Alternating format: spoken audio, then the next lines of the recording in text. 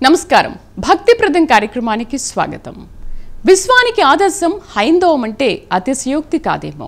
అన్ని చోట్ల చెట్లు ఉంటాయి, ఆ చెట్లకు పత్రాలు ఉంటాయి, పుష్పాలు ఉంటాయి, ఫలాలు ఉంటాయి. అదే రీతిలో నదులు ఉంటాయి, సముద్రాలు ఉంటాయి, పర్వతాలు ఉంటాయి. ప్రకృతి సంపద అంతటా ఉంటుంది. ఎక్కడైనా ఎప్పుడైనా ఏ చెట్టుకైనా పుట్టకైనా నదికైనా గిరినైనా సర్పాలనైనా మూగ జీవాలనైనా ఎవరైనా ఆరాధనాపూర్వకంగా చూస్తారా? ఆ చెట్ల ఫలాలు తింటాం, ఆ నదుల నీళ్లు తాగుతాం, ఆ గోవుల పాలు తాగుతాం. అవి నిస్వార్థంగా అందిస్తున్న సేవలను పరోపకార బుద్ధిని గుర్తించి ఆరాధించే జాతి ఈ విశాల ప్రపంచంలో ఏదైనా ఉందంటే అది సనాతన ధర్మాచరణ పునీతమైన హిందుత్వ జాతి అని ఎవరైనా చెబుతారు. చెట్టు పుట్ట పాము నది గోవుల ఆరాధనే కాదు, అవి ఏ రీతిన ఉద్భవించాయో తెలియజేసే ఇతిహాసాలను పఠనం చేస్తూ వాటిని పూజిస్తాం. ఇందులో కొన్నింటిని దైవ పూజా సామాగ్రిగా, వాటికి విశిష్ట గౌరవం ఇస్తాం. ఇందులో విశిష్ట పూజా ఫలాలుగా పేరొందినవి నారికేళం, కదలీ బలం. దైవారాధనలో వీటి బలం ఎంత గొప్పదో ఓసారి మననం చేసుకుందామా? దైవాలను పత్రాలు పుష్పాలతో ఆరాధిస్తాం, ఫలాలను నైవేద్యంగా సమర్పిస్తాం. ప్రకృతిలోని అణువణువును మనం ఆరాధనా భావంతో చూస్తాం. పరోపకారార్థమిదం శరీరం అనే సుభాషిత వాక్కును తూచా తప్పకుండా పాటించే చెరువులు, నదులు, గోవులు, ఇలా సర్పాలతో సహా చెట్టు పుట్ట అన్నింటినీ ఆరాధిస్తాం. అదే హైందవ సంస్కృతి గొప్పతనం. అందుకే హిందూ సదాచారాలు సంప్రదాయాలు సదా ఆదర్శనీయం, ఆచరణీయం, అనుసరణీయం.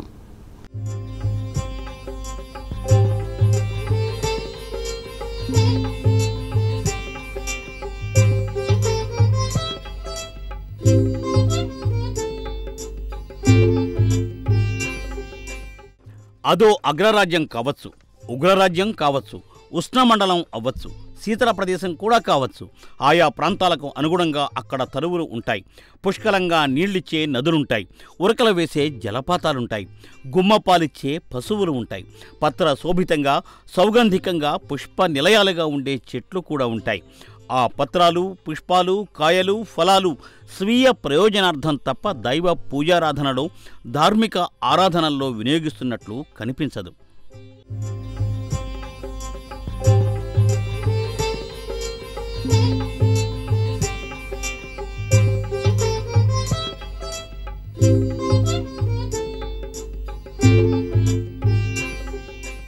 హరిత శోభిత వన సంపదను హిందూ జాతి గౌరవప్రదంగా చూస్తుంది. దైవ పూజలు, అర్చనల్లో వినియోగిస్తుంది. విశ్వ జగత్తులో పత్రాలు, పుష్పాలు, ఫలాలు ఆదిగా గల వృక్ష ఉత్పత్తులను, నదీ జలాలను, మూగజీవాల క్షీరాన్ని అమృత భాండాగారంలా భావించి దైవ పూజలో వినియోగించేది హైందవ జాతి అనేది కాదనలేని సత్యం. ఇంత పవిత్ర సదాచారాలను మతాచారాలు మూఢాచారాలుగా, గొప్ప శాశ్వత పవిత్ర ధర్మాలను అధునాతన కర్మాచారాలుగా కొందరు అభివర్ణించి గెలిచేయడం ఎంతో శోచనీయమైన విషయం. అయితే ఈ రీతిన అనుచిత అభిశంసలు విదేశీయులు, పరాయివారు కాకుండా స్వదేశాన పుట్టిన కొందరు బిడ్డలే అడ్డాలనాడు బిడ్డలా అన్న సామెత మాదిరి వ్యవహరిస్తూ ఉంటే అసలు ఈ సమాజం ఎక్కడకు వెళుతోంది అనుకోవాలి. ఇది హిందూ బంధువుల మధ్యలో చెలరేగుతున్న తీవ్ర ఆవేదన.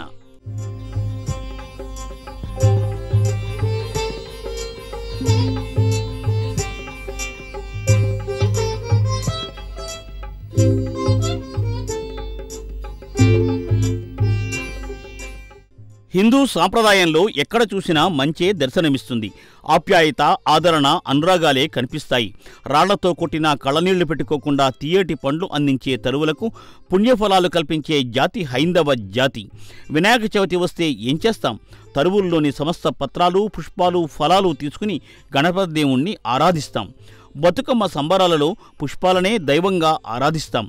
పవిత్ర నదీ జలాలను కలశాలలో పెట్టి పూజాధికాలు నిర్వహిస్తాం. గోక్షీరంతో పంచామృతాలు చేసి నైవేద్యాలు పెడతాం. పాముల పుట్టలో పాలు పోస్తాం. పంచభూతాలను, అష్టదిక్పాలకులను ఆరాధిస్తాం. పూజా ఫలాలను, తీర్థ ప్రసాదాలను అక్కడున్న అందరికీ అందచేస్తాం. ఏ సంస్కృతిలో, ఏ సాంప్రదాయంలో, ఏ దేశ జాతులలో ఈ సదాచారాలు సంప్రదాయాలు ఉన్నాయని హిందూ జాతి ప్రశ్నిస్తోంది.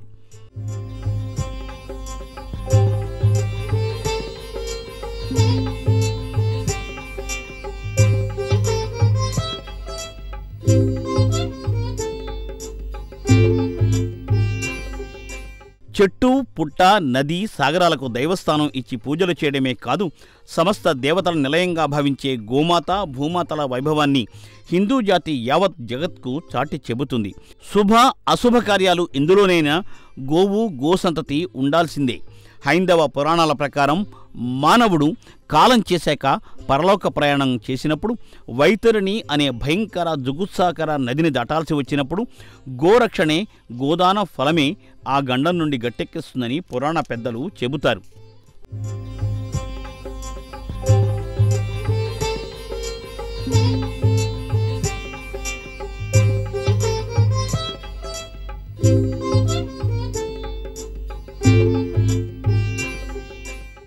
దైవ పూజలలో పత్రం, పుష్పాలు, దైవ నైవేద్యాల్లో ఫలాలు వినియోగించే జాతి జగత్తులో ఎక్కడైనా ఉందో లేదో తెలియదు. కానీ హిందూగా ఉద్భవించిన ప్రతి సింధువు విశ్వంలో ఎక్కడున్నా పత్ర, పుష్ప, ఫల శోభితంగా దైవారాధనలు చేస్తారు. నిత్య పూజల్లోనే ఇంత భక్తి శ్రద్ధలు ప్రదర్శించే హైందవ భక్తాగ్రేసరులు ఇక పండుగలు, పర్వదినాలు వస్తే ఆ పూజారాధనలను ద్విగుణీకృతం ఉత్సాహంతో చేస్తారు. సర్వ ప్రాణికోటి సౌభాగ్యాన్ని కాంక్షిస్తూ హిందూ బంధువులు ఈ పూజాధికాలను ఆచరిస్తారు.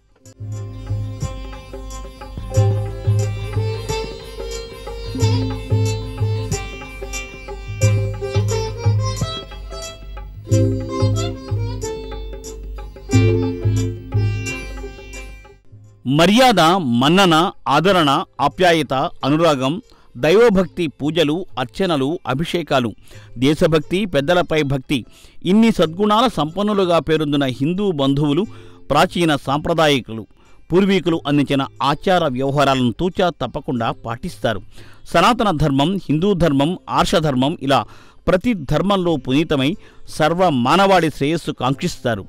సృష్టి, స్థితి, లయకారకులైన త్రిమూర్తులను, జగన్మాతలను, ముక్కోటి దేవతలను, గ్రామదేవతలను, మానవేతర రూపాలున్న దైవాలను ఇలా సృష్టిలోని సమస్త దైవశక్తిని హిందూ బంధువులు ఆరాధిస్తారు. దైవ వాహన సేవలు, ఉత్సవాలు, వేడుకలు, పూజలు, వ్రతాలు, నోములు, ఉపవాసాలు, జాగరణలు ఇలా ఎన్నో రీతుల్లో దైవ సేవలో తరిస్తారు.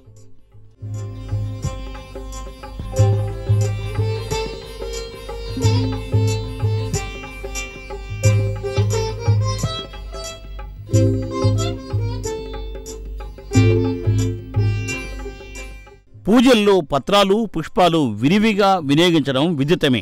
అయితే ఫలాల విషయానికి వచ్చేసరికి హిందూ దైవ ఆరాధనల్లో మిగిలిన అన్ని ఫలాల కన్నా నారికేళం, కదలీబలం ఫలాలకు అధిక ప్రాధాన్యత ఉంటుంది.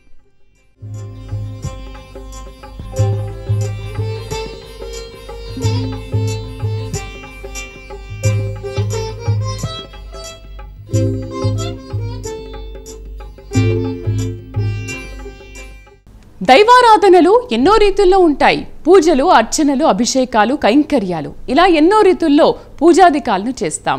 అలంకార ప్రియుడైన విష్ణుదేవుని ఆలయాల్లో అర్చనలు పెద్ద ఎత్తున జరుగుతాయి. సువర్ణ, రజిత, వజ్ర వైడూర్యాల భరణాల శోభితంగా అలంకరించిన శ్రీమన్నారాయణునికి విశేష రీతిలో పుష్పార్చనలు చేస్తారు. అభిషేక ప్రియుడైన శివదేవునికి ఎన్నో రీతుల్లో అభిషేకాలు చేస్తారు. అమ్మవార్లకు కుంకుమార్చనలు చేస్తారు. అయితే ఏ దైవానికైనా గృహ పూజలోనైనా ఆలయ పూజలోనైనా తప్పక సమర్పించేది నారికేళ ఫలం, కదళీ బలఫలం.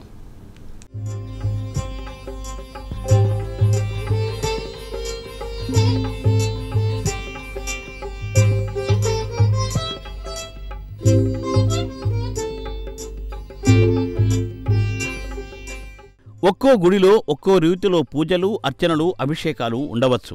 అదేవిధంగా ఇళ్లలో చేసే పూజల్లో ఎవరి ఇష్టదైవాలకు వారు పూజలు చేయవచ్చు. అందరి దైవాలకు పూజలు చేయవచ్చు. విష్ణుదేవుని అవతార రూప ఆలయాలు మనకి ఎన్నో దర్శనమిస్తాయి. కృతయుగ దైవమైన శ్రీ లక్ష్మీ నరసింహస్వామి వారి ఆలయాలు, త్రేతాయుగ దైవమైన శ్రీరామచంద్రుడి ఆలయాలు, ద్వాపర దైవమైన శ్రీకృష్ణ పరమాత్ముని ఆలయాలు మనకు దర్శనమిస్తూ ఉంటాయి. ఇక కలియుగ దైవమైన శ్రీ వెంకటేశ్వర స్వామి వారి పవిత్ర పుణ్యక్షేత్రం తిరుమల కాగా అడుగడుగున స్వామివారి దేవళాలు దర్శనమిస్తాయి. అలంకార ప్రియుడైన శ్రీ మహావిష్ణువు దేవళాలన్నింటినీ అలంకార శోభితంగా తీర్చిదిద్దుతారు. ఇక ఈ ఆలయాలలో నిత్యోత్సవాలు, పక్షోత్సవాలు, మాసోత్సవాలు, బ్రహ్మోత్సవాలు, పవిత్రోత్సవాలు ఇలా ఎన్నో రీతుల దైవ ఉత్సవాలను నిర్వహిస్తారు.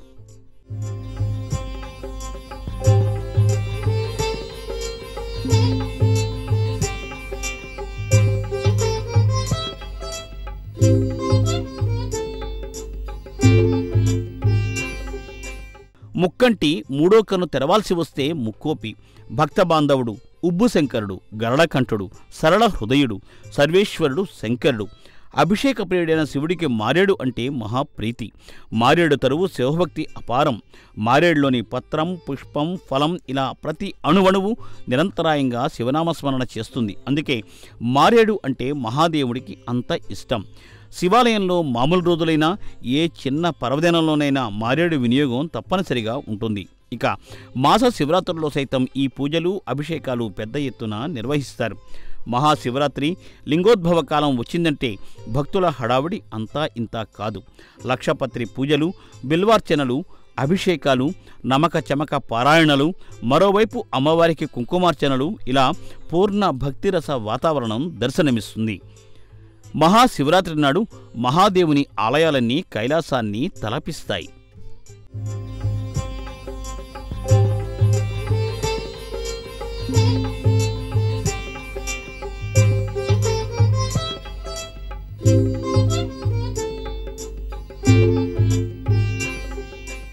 విష్ణు ఆలయాలైనా, శివ ఆలయాలైనా, అమ్మవారి ఆలయాలైనా, ఏ దేవాలయాల్లో అయినా భక్తులు భక్తిప్రదంగా దైవాలకు దక్షిణ సమర్పిస్తారు. ఆలయ ప్రవేశానికి ముందు ప్రదక్షిణ, ఆలయంలోకి అడుగుపెట్టాక దక్షిణ, ఈ రెండింటినీ భక్తులు తప్పక పాటిస్తారు. అర్చక స్వాములు భక్తుల గోత్ర నామాలతో అర్చన చేసేటప్పుడు ధూపం, దీపంతో పాటు హారతి కర్పూరం వెలిగిస్తారు. కర్పూర హారతిని భక్తులు కళ్ళకద్దుకుని ప్రార్థనలు చేస్తారు. తొలుత దక్షిణతో పాటు పుష్పాలు, ఫలాలను సమర్పిస్తారు. విష్ణాలయంలో తులసి పత్రాలు, శివాలయాల్లో బిలవపత్రాలు సమర్పిస్తారు. బిలవపత్రం మరో పేరే మారేడు పత్రం. అయితే ఈ పత్ర పుష్పాలతో పాటు భక్తులు ఖచ్చితంగా సమర్పించేవి రెండు ఉంటాయి. అవే నారికేళ ఫలం, కదలీబల ఫలం. ఇవేవో విచిత్ర ఫలాలు అనుకోవచ్చు. ఇవి అసలు సిసలు కొబ్బరి ఫలం, అరటి ఫలం. కొబ్బరికాయ కొట్టకుండా, అరటిపండు పెట్టకుండా ఏ భక్తుడు దేవాలయం నుండి తిరిగి రారనే విషయం మనకు తెలుసు కదా.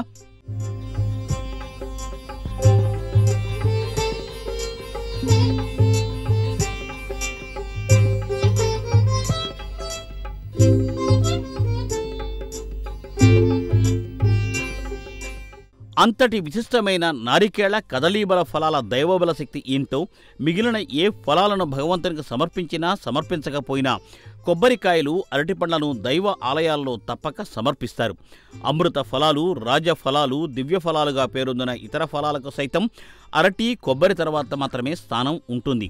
అర్చక స్వామి కొబ్బరికాయ కొట్టి నైవేద్యం పెట్టి ఒక చెక్కను భక్తునికి ప్రసాదంగా ఇస్తాడు.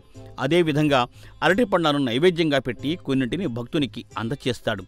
ప్రసాదం అంటే దైవ అనుగ్రహం కాబట్టి ఆ దివ్య కొబ్బరి, అరటి ప్రసాదాన్ని మహాప్రసాదంగా భక్తులు స్వీకరిస్తారు.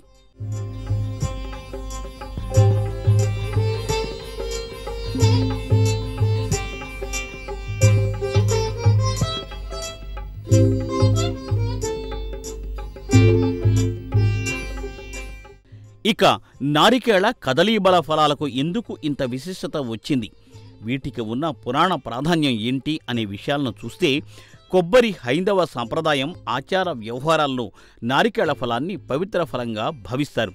గుళ్ళో దేవుడికి కొబ్బరికాయ కొడితే సర్వం మంచే జరుగుతుందని భక్తులు విశ్వసిస్తారు. కొబ్బరి సరిగ్గా సమంగా పగిలిందంటే ఆ ఇంట సిరుల పంటలు పండుతాయని పెద్దలు చెబుతూ ఉంటారు. తాటి మాదిరిగా ఉండే కొబ్బరి సైతం చాలా వరకు ప్రళయాలను తట్టుకోగలదని చెబుతారు.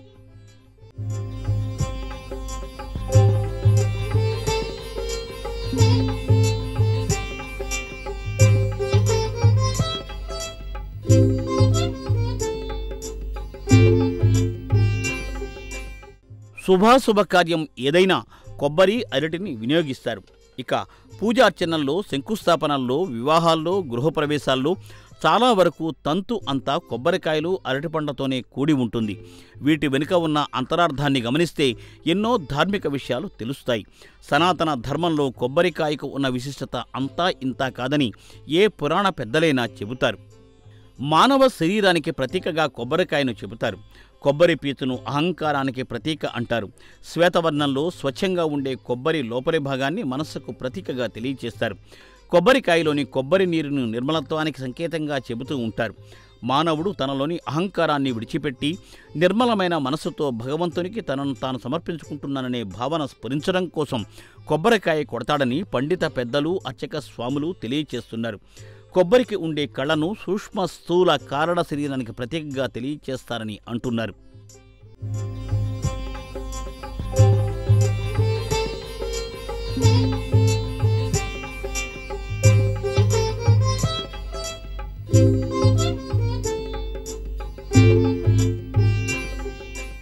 కొబ్బరిలో ఉండే ప్రతి పదార్థం నీరు, గుజ్జు, పీచు అన్నీ ప్రయోజనకరమే. భక్త సులభుడైన భగవంతుడు భక్త గణానికి ప్రయోజనకరమైన కొబ్బరిని తనకు ఇష్టంగా చేసుకుని దానికి ప్రాధాన్యం కల్పించాడని, దేవదేవుడు అంత దయార్థ హృదయులని భాగవతోత్తములు చెబుతున్నారు. సాధారణ అటుకులు తెచ్చిన కుచేలుని ఆప్యాయంగా అక్కున చేర్చుకుని ఆ అటుకులను అమిత ఇష్టంగా స్వీకరించి కుబేరునిగా కుచేలుని మార్చిన ఘట్టమే దైవకరణకు నిదర్శనం అంటున్నారు.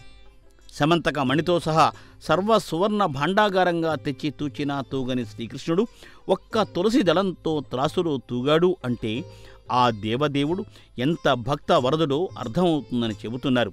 ఈ ఘట్టం సత్యభామ రుక్మిణీలకు సంబంధించిన శ్రీకృష్ణ తులాభారంలో కనిపిస్తుంది.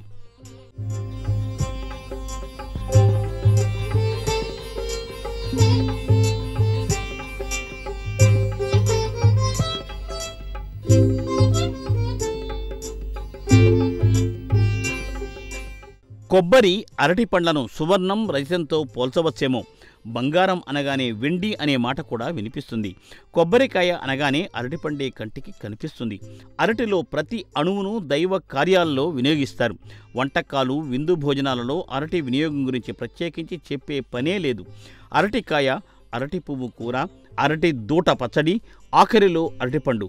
ఇక భోజనం అంతా అరటి ఆకుల్లోనే, అంతా అరటిమయంగానే కనిపిస్తుంది. శుభకార్యాల్లో ప్రవేశ ప్రాంతాలను రెండు వైపులా అరటి మొక్కలు కడతారు. అరటిలో సాక్షాత్తు లక్ష్మీనారాయణులు కొలువై ఉంటారని పురాణ పెద్దలు చెబుతూ ఉంటారు. ఇక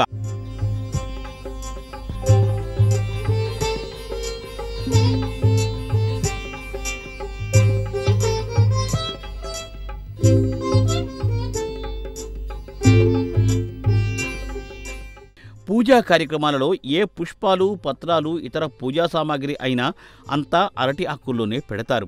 శుభ కార్యక్రమాల్లోనే కాకుండా పితృ కార్యక్రమాల్లోనూ అరటి ఆకులు, అరటి దుప్పలు, అరటి పండ్లు వాడతారు. ఇంతలా విశిష్టత సంపాదించిన అరటి ఆరిజిన్ ఏంటి, అరటి చెట్టు మూల కథ ఏమిటి అని ప్రశ్నించుకుంటే సైన్స్ పరంగా వాళ్ళు చెప్పేదేదో వాళ్ళు చెబుతున్నారు. ఇక పురాణపరంగా చూస్తే అరటి అనేది పూర్వజన్మలో ఒక కోపముని క్రోధాగ్రహానికి బలైన పడతి అని తెలుస్తోంది. ఇంతకు ఆ గృహిణి వేరెవరో కాదు, సాక్షాత్తు ఆయన సతీమణి.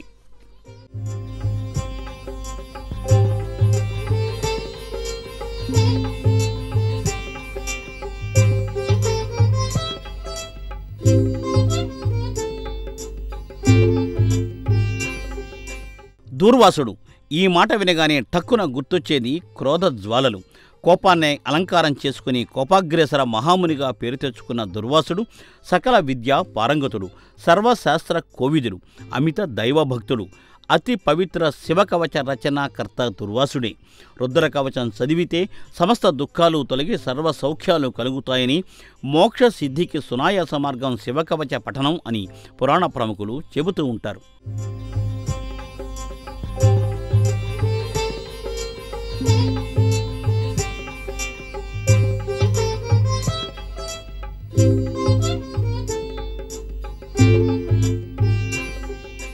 ఇక అరటిమాత కథను పరిశీలిస్తే కదళీబల అంటే అరటి అని అర్థం.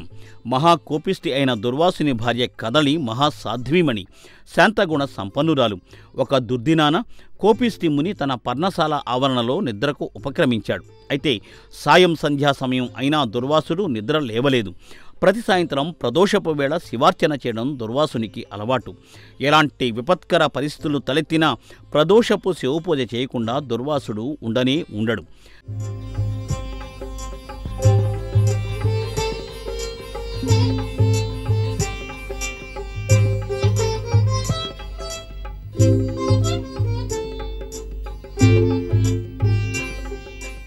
గాఢ నిద్రలో ఉన్న భర్తకు నిద్రాభంగం కలిగించకపోతే ప్రదోష శివపూజకు అంతరాయం కలుగుతుంది. ప్రదోషపు శివపూజకు విఘాతం కలిగితే శివపూజ దురంధరుడైన దుర్వాసుడు సహించలేడు, భరించలేడు.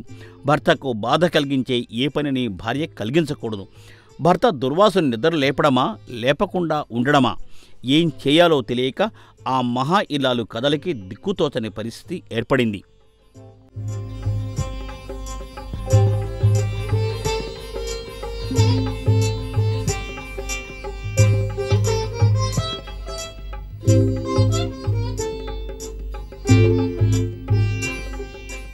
తర్జన భర్జనతో కాలహరణం అవుతోందని ఒక్క ఉదుటిన లేచిన కదలి దుర్వాసుని చెంత చేరి సున్నితంగా ఆయనను నిద్రలేపింది.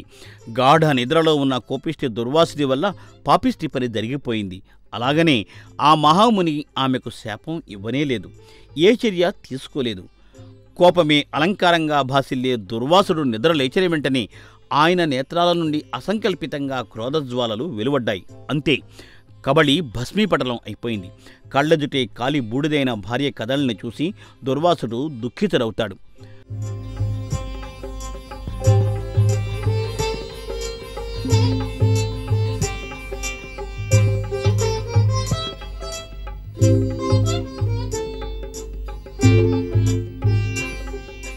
అపర సాధ్వీమణి అయిన కదలి ఉత్తమ స్థితిని కలిగించాలని భావించాడు దుర్వాసుడు. రూపరహితమైన దైవసేవలో సృష్టిలోనే అగ్రభాగాన ఆమె నిలపాలని భావించిన దుర్వాసుడు తన తపోశక్తితో ఆమె చితాభస్మం నుండి ఒక మొక్కను సృష్టించాడు. ఆ మొక్కే అరటి చెట్టు. అరటి చెట్టులోని భాగాలను అన్ని దైవసేవా కార్యక్రమాలలో వినియోగిస్తారు. ముని భార్య కదలి పేరిట వచ్చిందే కదలీ ఫలం. అందుకే అరటిపండు ఏ దేవాలయంలోనైనా ఖచ్చితంగా సమర్పించేది అరటిపండే కదా. ఇది అరటి చెట్టు గాథ.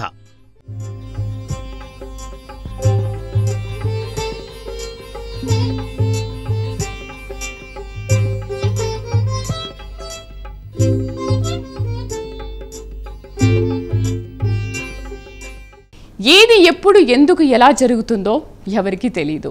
దైవాలకు దేవగణాలకే పట్టుదలలు పంతాలు వస్తే మానవ మాత్రులు ఎంత మాత్రం. అయితే అసత్యం వాక్కులు పలకడం, అధర్మరీతి ప్రవర్తన సాగించడం చేస్తే ఎంతటి వారికైనా ఆ కర్మఫలాలు అనుభవించక తప్పదు.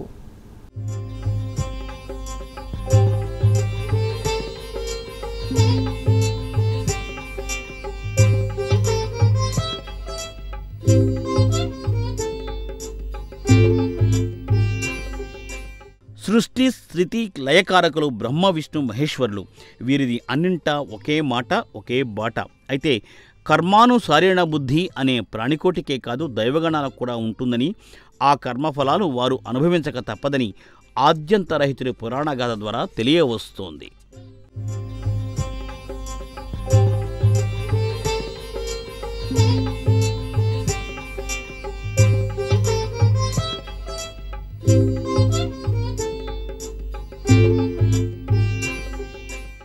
శ్రీ మహావిష్ణువు నాభిస్థానం నుండి ఉద్భవించిన బ్రహ్మదేవుడు సృష్టికర్త. తనకు జన్మకు కారణమైన శ్రీ మహావిష్ణువుతోనే ఓ సందర్భంలో బ్రహ్మ వాదానికి దిగుతాడు. తాను చేయజాలని పని ఈ సృష్టిలో లేనే లేదని అంటాడు. దీంతో శ్రీ మహావిష్ణువు బ్రహ్మదేవునిలో తలెత్తిన ఈ కించిత్ అహంకారం తొలగించకపోతే అది ప్రళయాలకు దారితీయవచ్చునని భావించాడు.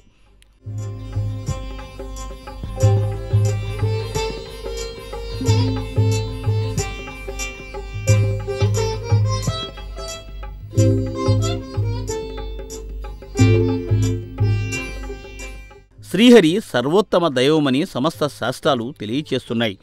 సర్వశక్తిమంతుడు, సర్వవ్యాప్తి నారాయణుడు.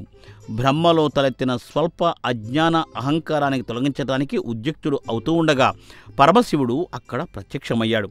బ్రహ్మ విష్ణుల వాదోపవాదాలు విన్న శివుడు తన ఆద్యంతాలను ఎవరైనా కనిపెట్టగలిగితే వారే గొప్పవారు అని బ్రహ్మ విష్ణువులకు తెలియచేస్తాడు. శివలింగం ఆది అంతం తెలుసుకోవడం ఎవరికీ సాధ్యం కాదు. సర్వం తెలిసిన నారాయణుడు బ్రహ్మకు జ్ఞానోదయం కలగడం కోసం తాను వరాహ రూపంలో శివలింగం పాతాళ భాగానికి వెళ్ళి శివుడి ఆద్యంత రహస్యం కనిపెడతానని చెబుతాడు. బ్రహ్మ తాను హంసవాహనంపై ఆదిని కనుక్కుంటానని బయలుదేరతాడు.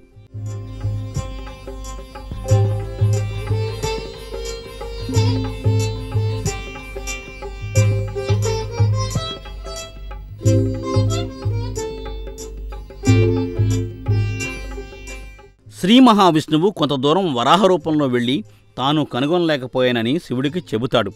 పట్టుదలలు పంతాలు తారాస్థాయికి చేరినప్పుడు ఆ వ్యక్తి ఎంత పతన స్థాయికి చేరతాడు అనేది బ్రహ్మ చేసిన పనే ఉదాహరణ. అయితే బ్రహ్మకు సైతం శివలింగం ఆది అంతం కనుగోలేమనే విషయం తెలిసినా ఆ ప్రయత్నానికి తెరలేపుతాడు. ఇక గగన మార్గాన వెళ్తున్న బ్రహ్మకు ఎంతకు శివలింగం ఆది కనబడడం లేదు. ఈ పరిస్థితులలో ఆకాశాన్ని నుండి కిందకు దిగుతూ మొగలి పువ్వు గోవును దర్శనమిచ్చాయి.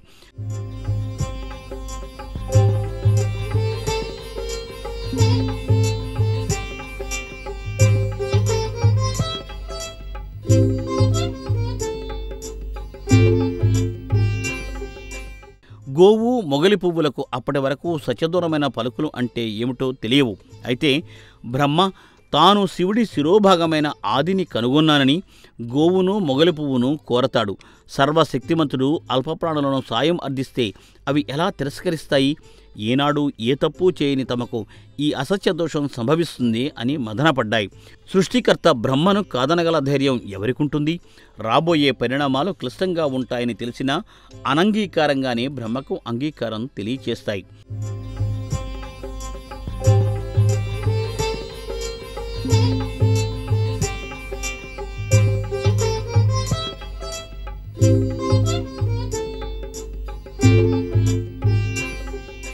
బ్రహ్మ, మొగలి పువ్వు, గోవు, శివలింగ రూపంలో ఉన్న శివుడు విష్ణువుల వద్దకు వస్తారు. ఆదిదేవుడి ఆదిరహస్యం కనుగొన్నావా అని బ్రహ్మను విష్ణువు అడుగుతాడు. శివుడు ఆ సమాధానం వినడానికి నిరీక్షిస్తాడు. తాను మహాదేవుడి ఆదిని కనుక్కోగలిగానని, ఇందుకు ఈ మొగలి పువ్వు గోవు సాక్ష్యమని బ్రహ్మ చెబుతాడు. సాక్ష్యం చెప్పడానికి వచ్చిన వారు సామాన్యులేం కాదు. సకల దేవతల నిలయంగా ఉండే గోమాత పరమేశ్వర జుఠాజుట నుండి జాలువారిన సుగంధ పరిమళ పుష్పం మొగలి పువ్వు. ఈ రెండు సత్యవాక్కులను ఎప్పుడూ విస్మరించవని అందరిలో నమ్మకం ఉండే.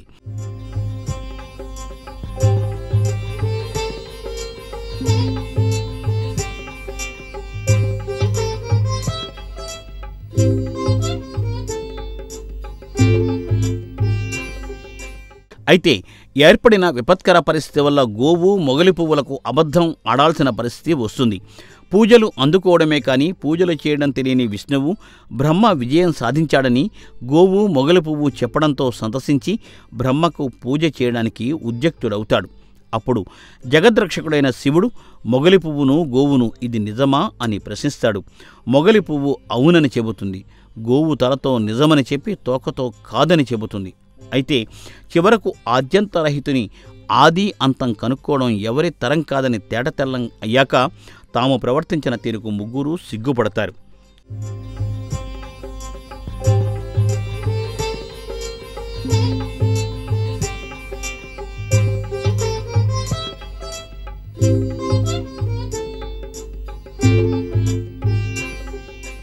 మొగలి పువ్వుకు మరో పేరు కేతకీ పుష్పం. అసత్యం పలికినందున పూజలకు పనికిరాని పుష్పంగా కేతకి మిగిలింది. గోవు శిరస్సుతో అబద్ధం పలికి తోకతో నిజం పలికినందున భక్తుల పూజలు తోక భాగంలో చేస్తేనే వారికి పుణ్యఫలాలు వస్తాయని, శిరోభాగం తాకితే పాపఫలాలు ప్రాప్తిస్తాయని పురాణ పెద్దలు చెబుతున్నారు. అసత్యవాక్కు దోషం వల్ల లోకంలో బ్రహ్మదేవునికి ఆలయాలే ఉండవని శివుడు తెలియచేస్తాడు. అందుకే బ్రహ్మకు ఎక్కడా ఆలయాలు కనిపించవు.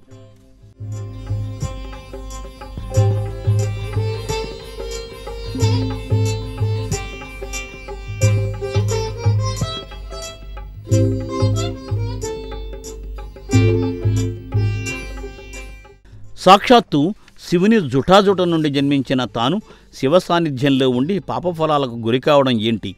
తాను ప్రారబ్ధ కర్మ వల్ల ప్రోద్బలం వల్ల చేసిన తప్పిదమే కాని స్వతహాగా చేసింది కాదని కేతకి మొగలి పువ్వు తన బాధను తెలియచేస్తుంది. కరుణా సముద్రుడైన శివుడు పూజార్హం కోల్పోయినా తన భక్తులు మొగలి పువ్వును అక్కున చేర్చుకుని ఆదరిస్తారని, తన భక్తులు నిన్ను ధరిస్తే నీవు పుణ్యప్రాప్తికి అర్హురాలివే అని శివదేవుడు మొగలి పుష్పానికి తెలియచేస్తాడు. పూజకు అర్హత కోల్పోయినా శివుడి జుఠాజుట నుండి జాలువారిన కేతకి ఆ దేవదేవునికి చిత్రరూపంలో సేవలు అందించే అర్హత పొందుతుంది.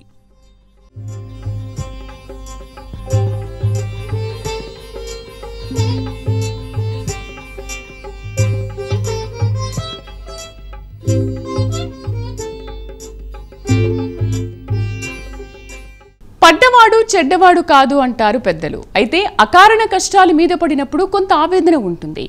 చేసిన పాపం చెడని పదార్థం. అందుకే పాప ఫలాలకు ఉన్న తరుణోపాయాన్ని అన్వేషించి పుణ్యకార్యాలు, క్రతువులు, యజ్ఞయాగాలు చేసి పుణ్యఫలాలు పొందాలి. చేసిన పాపానికి పశ్చాత్తాపం పొందాలి. తిరిగి ఆ పాపకార్యాల వైపు వెళ్లకుండా ఉండాలి. సాక్షాత్ బ్రహ్మదేవుడే శాపానికి గురై ఆలయాలకు నోచుకొని సృష్టికర్తగా మిగిలిపోయారు.